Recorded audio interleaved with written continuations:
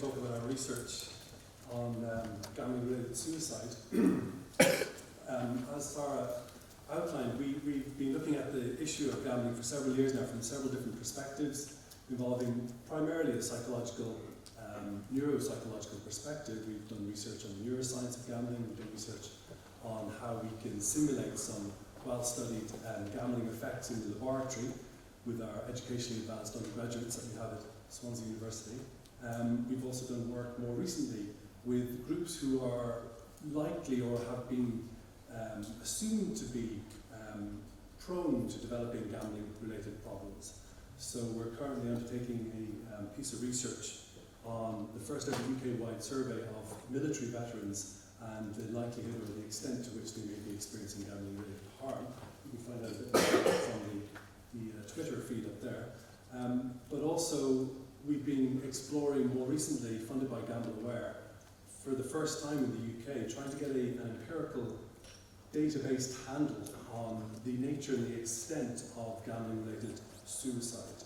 And I suppose that's probably most pertinent for today's audience. Suicide is often the consequence or the result of a series of coping strategies that have failed the person and they're left with only one ultimate decision. Gambling then is everywhere. You can pick up your phone and gamble and lose hundreds of pounds in seconds. You can pick up the newspaper and see another story about gambling and fines that gambling operators have been levied. You can pick up a paper and read something about a group being shown to show evidence of gambling-related harm. There was a study recently from Cardiff University showing that a worryingly high proportion of adolescents between the ages of 11 and 16 had gambled within the last 2 weeks on scratch cards or playing cards and money for cards with their friends and so on. So gambling is everywhere. 60 to 70% of us here in this room, for instance, if we did a quick straw poll, may have gambled within the last 2 weeks. That could have been a bet, an unwise bet, such as Ireland winning the Rugby World Cup, more wise bets, such as Wales winning the Rugby World Cup. But they all constitute instances of gambling, and for many people it's a leisure activity that doesn't lead to any significant harm. For a growing proportion, however, it does lead to significant problems. Around 1% of the UK population surveys consistently show evidence of problem gambling meeting diagnostic DSM type of status. So it's with that in mind that we can look at the problems associated with gambling that may lead someone to ultimately take their own life. Suicide is the leading cause of death in young people in the UK. We know that problem gamblers are at increased risk of suicidal thoughts and suicidal attempts. International research from numerous different jurisdictions has shown that consistently. We also have increasing evidence, albeit anecdotal, from advocacy groups such as Gambling with Lives, who point to the role that gambling played in their loved ones' decisions to take their own lives. That sort of confluence of background, confluence of evidence, suggests to us that we needed to get more of a database, more of an empirical handle on exactly what is going on when someone takes their own life with having had an experience of gambling-related harm. We know that treatment-seeking gamblers in the UK attending either residential treatment, there's a residential service in the Midlands called Gordon Moody Association, where individuals can receive residential treatment for their gambling-related problems. And there's also the National Problem Gambling Clinic in London. Evidence from treatment-seeking gamblers attending both those services suggest high proportions had experienced either suicidal thoughts or had increasing evidence of suicidal thoughts as their gambling problems increase. So there's a direct relationship between the severity of someone's gambling-related harm and the frequency and the severity of their suicidal thoughts. The 2017 National Confidential Inquiry into Suicide and Homicide found that in young people aged between 20 and 24 who had died from suicide, 4% reported a gambling problem. That gambling problem was detected through them reporting a financial problem in the 3 months preceding their death. That research is all from treatment-seeking populations, and there's correlational evidence in young people who've died through suicide. We've known next to nothing in the UK about gambling-related harm in individuals living in the community, that is, those not seeking treatment for their problems. So the research I'm going to present to you today is drawn from a survey conducted in 2007, the Adult Psychiatric Morbidity Survey. Very large, nationally representative community survey conducted in England every 7 or so years, and they include gambling-related questions. Well, they did in 2007. For some mysterious reason, they dropped them in 2014. We're canvassing for them to be re-added in 2021. So what we did is we took those data and we compared the past rates of suicidal thoughts and or attempts at taking one's own life in problem gamblers as identified in the APMS, and we compared them using fancy statistics and odds ratios and so on and so forth with the rest of the population to try to get an indication of the prevalence of this problem amongst people filling in the APMS.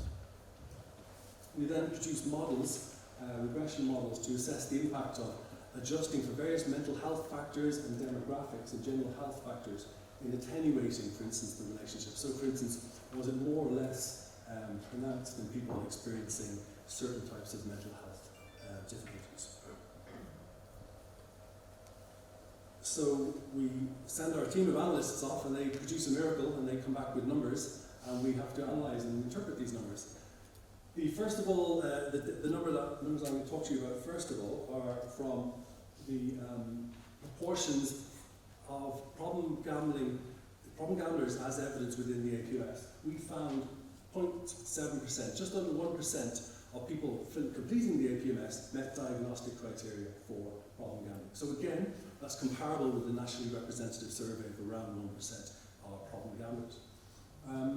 2.5% of respondents were deemed at risk, that is, they endorsed 1 or 2 DSM-4 criteria for pathological problem gambling, and 96% of the sample were deemed non-gamblers. The problem gamblers, in terms of the N, if you're trying to do some the sample size, you're talking around 40 or 50 people. The sample size is relatively small of individuals who meet the diagnostic cutoff for problem gambler.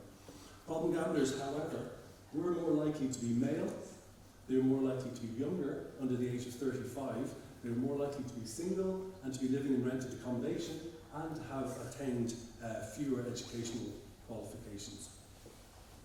So it's with that type of demographic risk factor identification that we may be able to prioritise resources or perhaps identify people who may be more prone to developing these problems if they meet one of those cutoffs. In terms of the responses to the suicide questions, 19% of problem gamblers had experienced suicidal thoughts in the past year. And that decreased as problem gambling severity decreased. So, for instance, individuals who were deemed at risk of problem gambling, around 5% of them had experienced suicidal thoughts. Suicidal attempts in problem gamblers was around 5%. So 5% of problem gamblers had attempted to take their own life in the previous year. When we analysed mental health factors and other comorbidities in the model, we also found a relationship between problem gambling and depression or anxiety. That is, if an individual scored high for a measure of depression or a measure of anxiety, they also scored high for problem gamblers. So 45% of problem gamblers had clinical experience of depression or anxiety.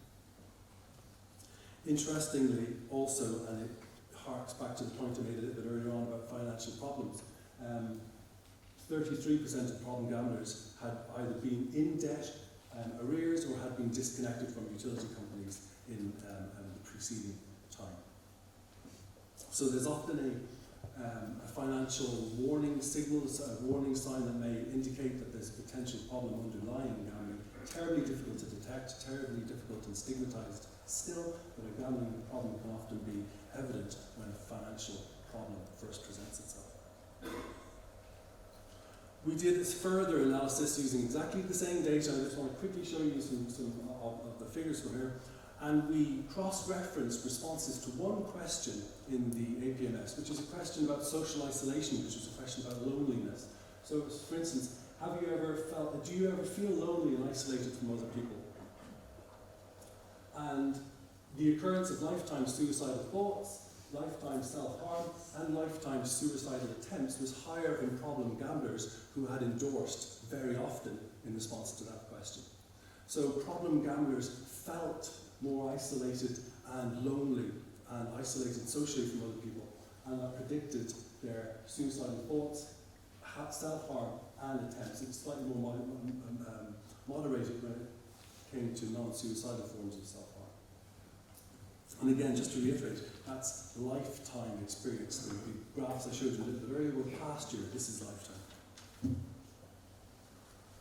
So the take-home message is problem gamblers are more likely than non-problem gamblers to either have had suicidal thoughts or to have attempted suicide both in the past year and across their lifetime. The relationship in the analysis persisted when other factors such as mental health status, substance dependence, and indeed other demographics were taken into account.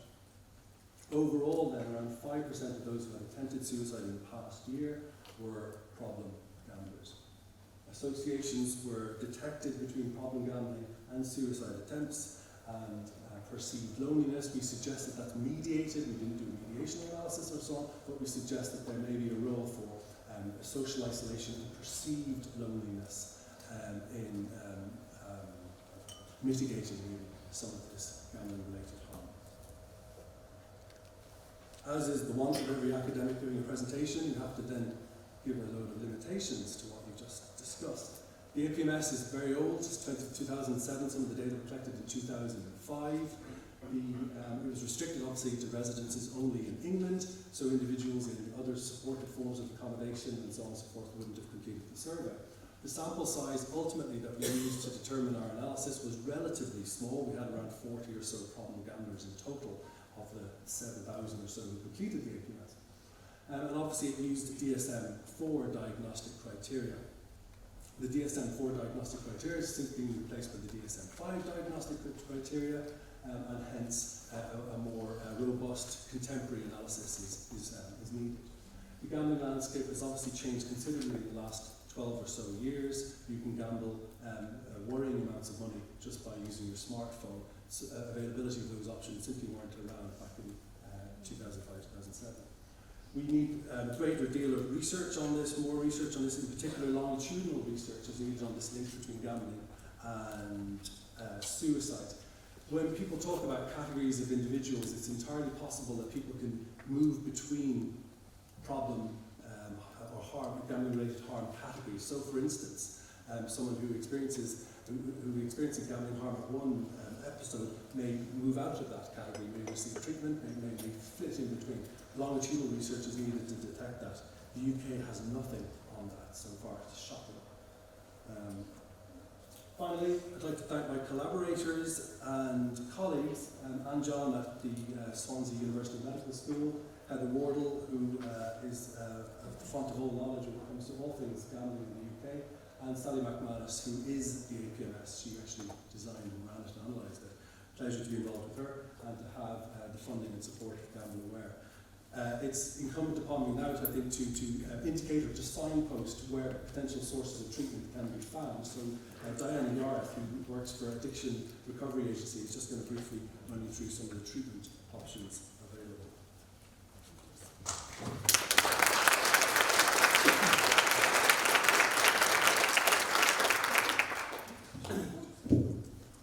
Hi, so my name is Diana Yarth and I work for our Gambling Services, and I'm just going to quickly go through what is available nationally and in Wales. Okay, so in terms of Gamble Aware, they have a helpline now that's open 24/7. People can call that number and chat to someone. There's brief interventions. It's a free phone number. And what they do then is they refer into partner agencies such as ALA should they need one-to-one counselling. Yeah, it's fine. And in terms of ALA, we're actually based in Wales. guidance and support for those that are affected by problem gambling. Clients, it's really easy to refer into. Clients can contact us directly, and this can be just called by using one number really, or emailing us. We have a stand, so please pop by and say hello and pick up some leaflets.